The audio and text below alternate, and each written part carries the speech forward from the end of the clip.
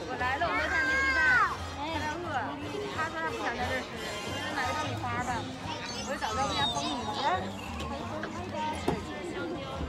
我不饿，主要是他，我在家吃好了，我也睡着了，他爸也睡了，我是第一个醒的。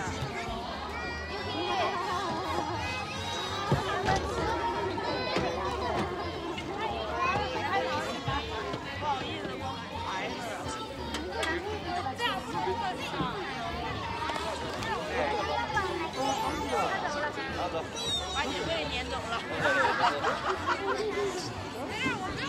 我怪他站座就站一个，他说他站不了俩呀。对呀，对，站俩呀。那宝宝，你要挨着妈妈还是？让他俩在一块儿就更好了。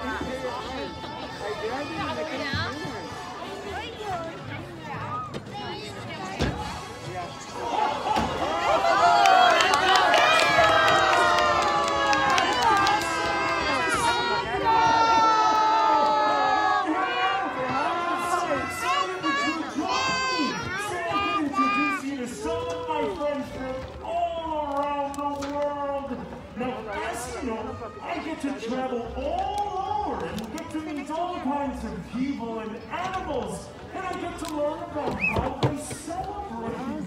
Now, for example, who here likes to eat turkey during the holidays?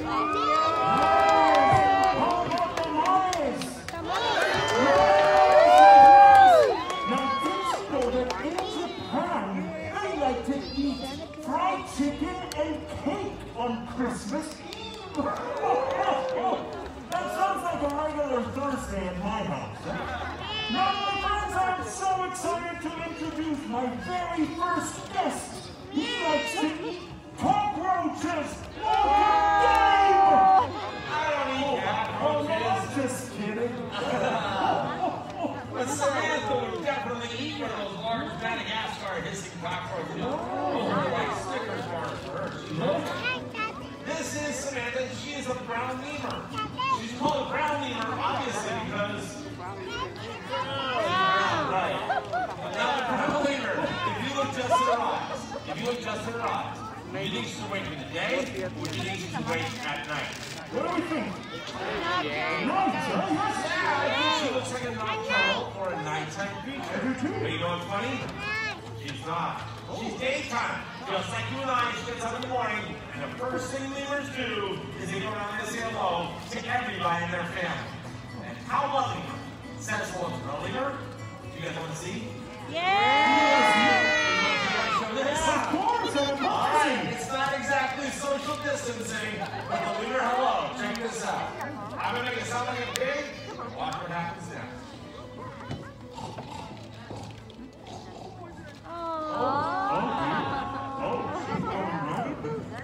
Alright, get this show started right. Everybody turn the person on the right and say, no, maybe for tomorrow's show. Okay, maybe tomorrow's. Now, lemurs, they say hello, then she goes looking for food. From tree to tree, looking for fruits and flowers and leaves and buds. And from one tree to the next, she jumps. She is an amazing jumper. You guys want to see her jump? Yes! Big jump. Oh, yes.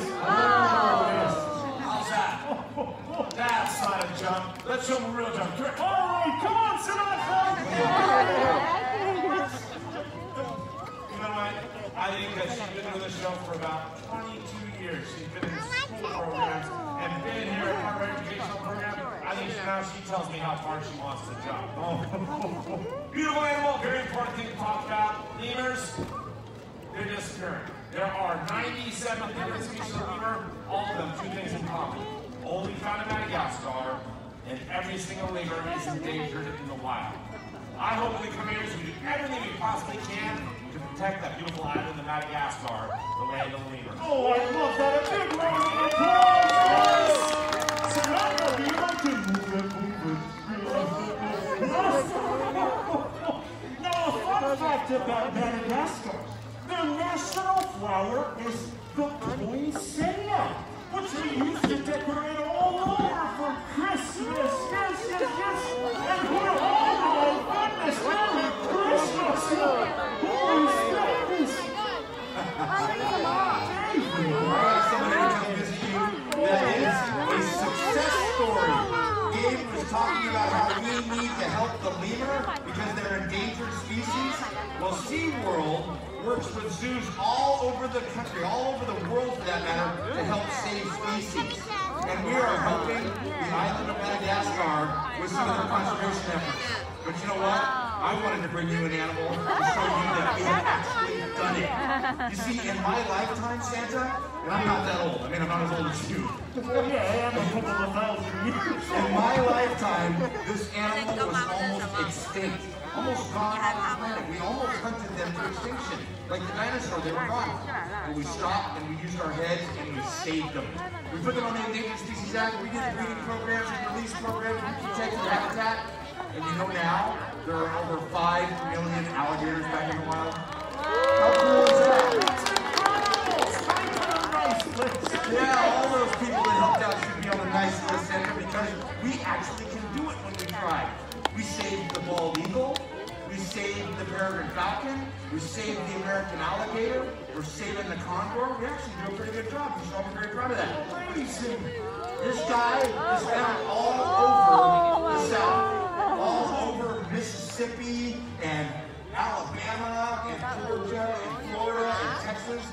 When you deliver presents to the kids in the South, you'll see this guy because at nighttime, it's really easy to see him on the back of his eyes.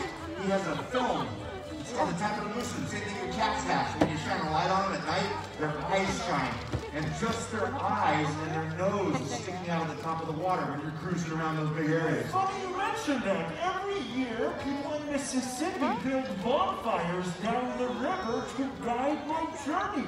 Oh, I think I've seen his eyes. You know, those bonfires not only guide you, but they also show you where the alligators are, and that's probably a good thing. No, you don't have to worry about them. These guys are actually pretty cool. The kids that you deliver presents to in the South, they don't stop swimming in the lakes and rivers. They don't stop water skiing. They go right in with these guys. They're actually pretty cool. This dude right here, Spike, he's been with me for 25 years. Wow. 25 years ago, he was found in a crack house drug raid, brought to us. We've rescued him, we've taken him to schools ever since. He's actually a pretty nice guy. In fact, I'll show you how nice he is. He's perfect for this. We're supposed to stay social distance, Santa. Yes, of course. Everybody, yeah, well, he's perfect. He is 6 feet long. Okay. So what I'm going to do is I'm just going to hang on to him down here to make you feel a little more comfortable. And then you just come over there and you just pat him right on the head. Touch him. Just right on the head. Actually, David, this is my good side, and I have a photographer in the audience to take my Christmas card. So could we just switch just for this show? Okay, you're probably right. That's a good idea, Santa. I wouldn't want you to get messed up before delivering presents for Christmas. Yes. And this end has this, the mouth. This is a jaw that has over 3,000 pounds of pressure. He looks like the head of that pirate, Captain Hook. Yes! Oh! He's not going to win you. You have nothing to worry about. You guys know how to properly say goodbye to an alligator? No. You said it already right. Very fast. See you later! What's up, man?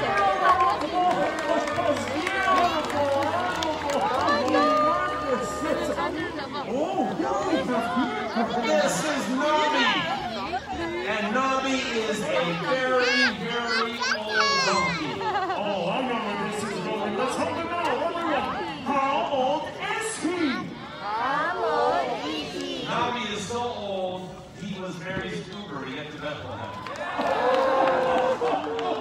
Actually, Nobby's about 37 years old. He's a beautiful creature. He's a Sicilian donkey. Oh, one of the types of donkey. The donkey were first domesticated in northern Africa 8,000 to 10,000 years ago and used to carry large amounts of weight on their back. This guy is stocky, and he's very, very strong. He can carry a huge amount of weight up there, Santa. Yes? I bet he could carry some sacks of toys for me. He could. I think he could. That'd be awesome. He's also. Oh, you're trying to this guy is.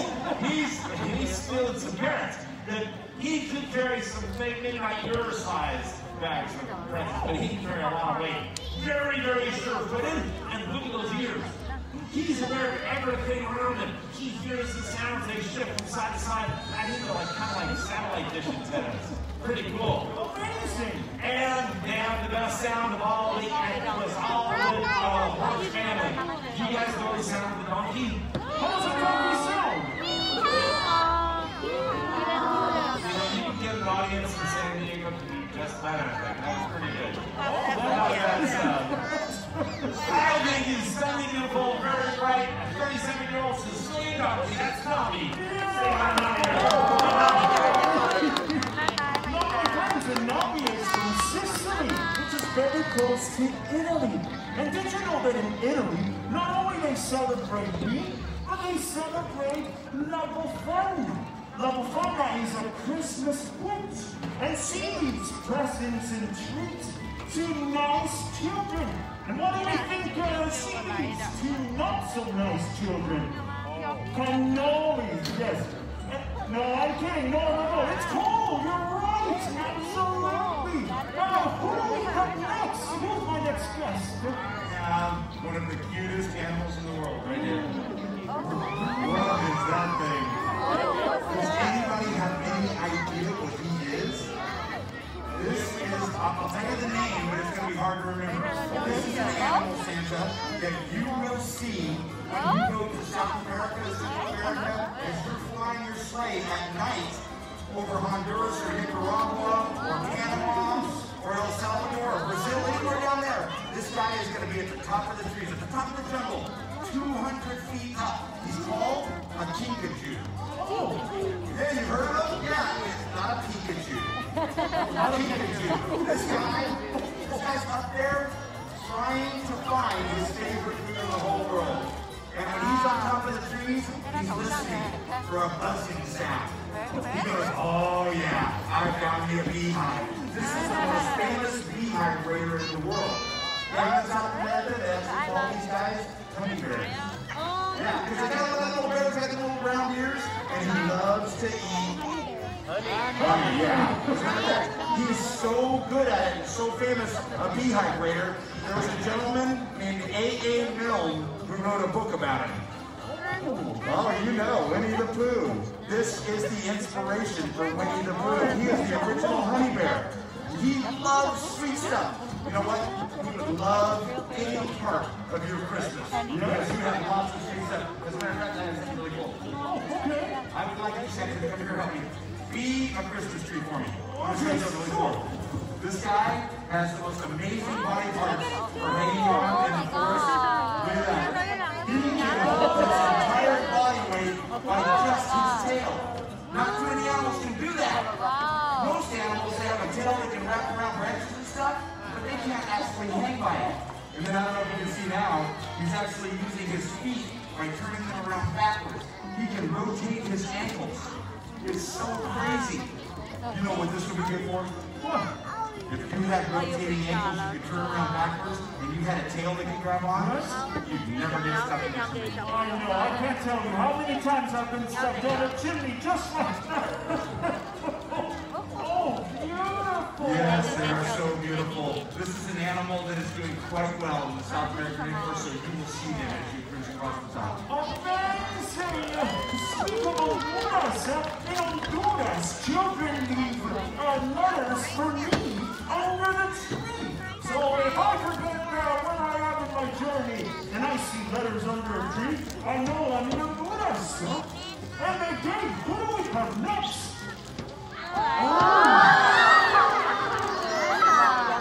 Mama is a great guest.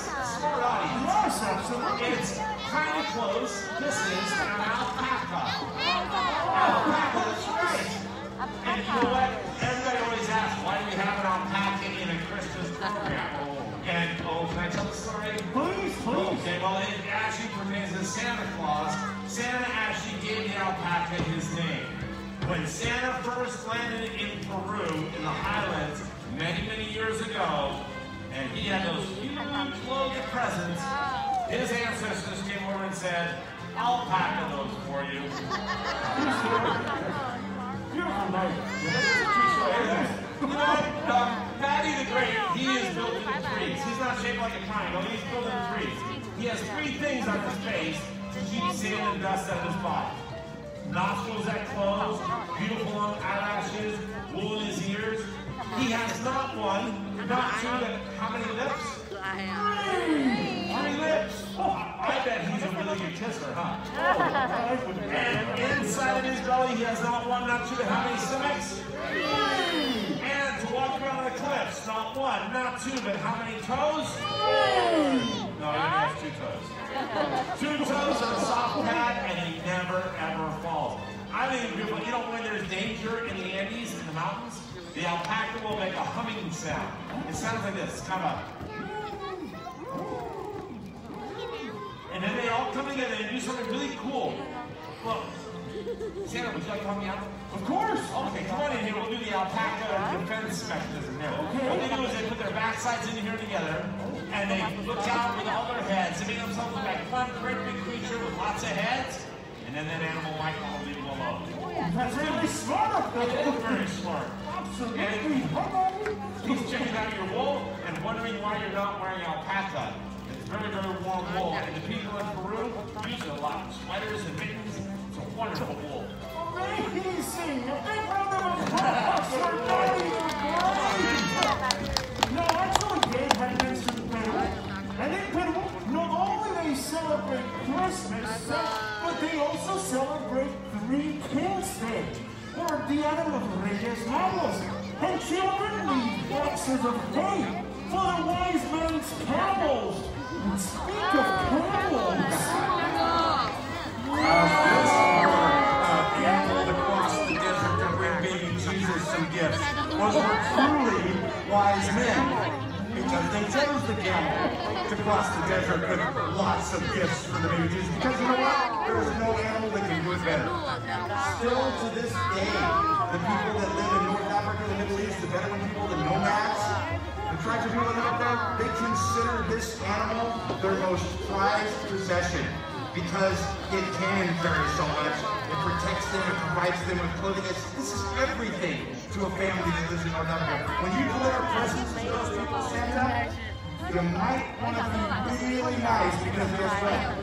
This guy might save you one day. Oh, yeah? Yeah, because he can't fly like a reindeer, but when your reindeer get tired, if they're crossing North Africa, this guy, when he's full grown, will be able to pull your entire sleigh by himself. No need for a reindeer. Well, Dasher has been slacking a little later, so I'm going to have to give him a call.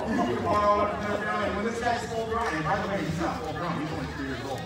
Yeah, this dude, when he's full grown, is going to be 10 feet tall, up to a basketball hoop, and he's going to weigh over 2,000 pounds. He's basically just a big baby right now. This guy is going to be able to carry 5 times as much as a horse can carry. And I told you it provides everything to those families. This wool is prized wool. This keeps him warm in the desert. You're thinking, oh, wait a minute, why does he have to keep warm in the desert? Isn't the desert a hot place? It's also the coldest place on earth. Deserts can go from 0 to 100 in one 24-hour period. So he's got that wool to protect him, but you know what? Every year he sheds that wool out, you just have to brush it. You brush it right out, you don't even have to shear it like a sheep, and it makes all their clothing. And you know what else, Santa? What else? Camel milk is some of the most nutritious milk in the world. And they drink camel milk, and guess what? It's also lactose-free. Anybody here that's lactose intolerant?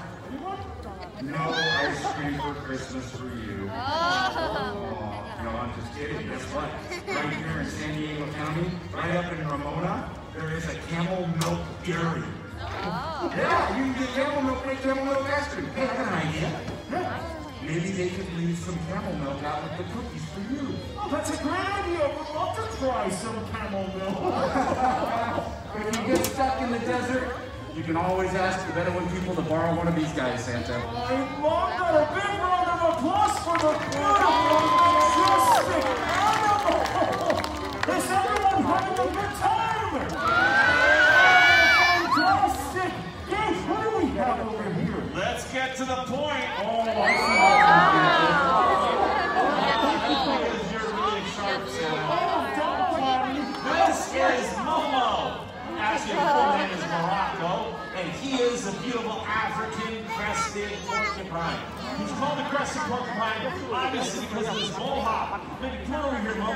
You know, I used to have that same haircut in the 80s. Oh, look at that. It's beautiful.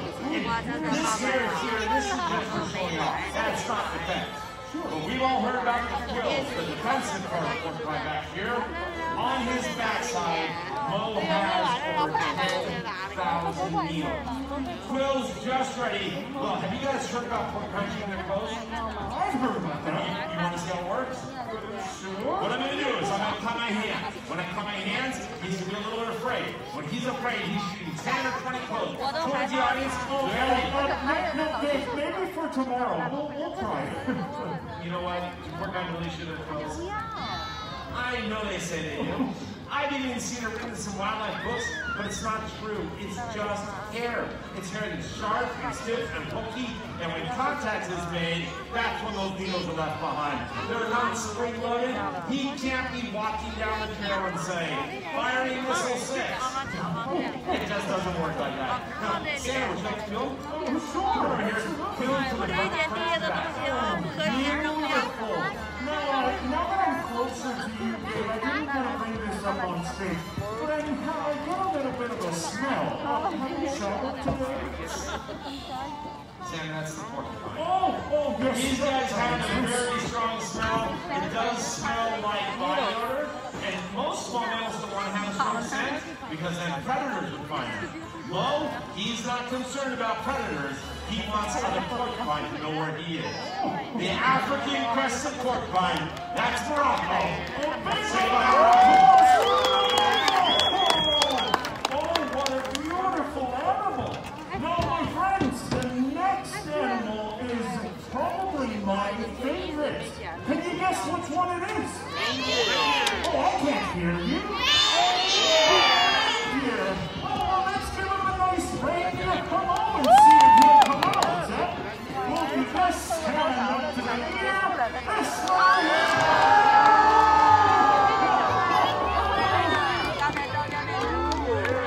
And I would not have skipped your home. We've been all over the world, Santa. We've been to Africa and Asia and Madagascar, and I would not skip the North Pole. Do you guys know those animals up where he lives in the North Pole?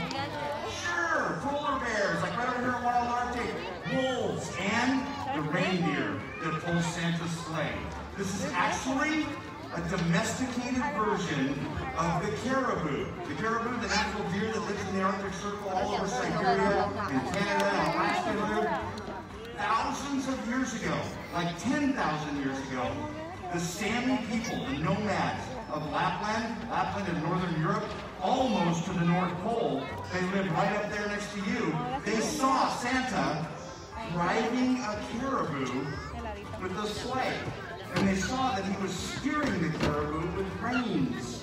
And they go, reindeer, we're going to do that. And you know, still today, the Sami people of Northern Europe use this animal to pull their sleighs, to pull their wagons, even to pull their houses. Do you know what Mrs. Claus said to Santa Claus when the storm was approaching? What? Looks like reindeer. Nobody likes it when you jump a goat. This is an amazing animal. His antlers are going to fall off his head. Just a couple weeks from now, these great big antlers are going to fall right off his head. They're going to get really itchy. He's going to rock from side to side. The antlers are going to fall off. And I'm going to show him. I'm going to go get that, Dave. So again, Brandon watching. Yep. From last year. That was his antler that he was wearing last year. Pretty cool. And it's not that it's broken, it's just that antler cycle. Every year they shed their antlers. Do you know that in reindeer, boys and girls get antlers? They're the only deer where females have antlers. It's kind of like an equal opportunity deer species. Pretty cool. But like he said, the boys lose their antlers before Christmas. He'll drop these antlers in the next couple of weeks. None of the boys have antlers at Christmas. Wait a minute. Then who's pulling Santa's sleigh? We want to know. He's keeping that secret close to his vest. We think it's the girls. Yeah, there's some girl power bodies.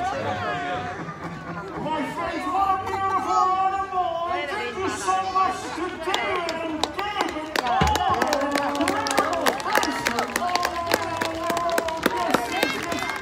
My friends, did you have a good time? I want to remind you to please stay seated so that we can exit the arena safely. Our friends over here with the flags will let you know exactly when to exit.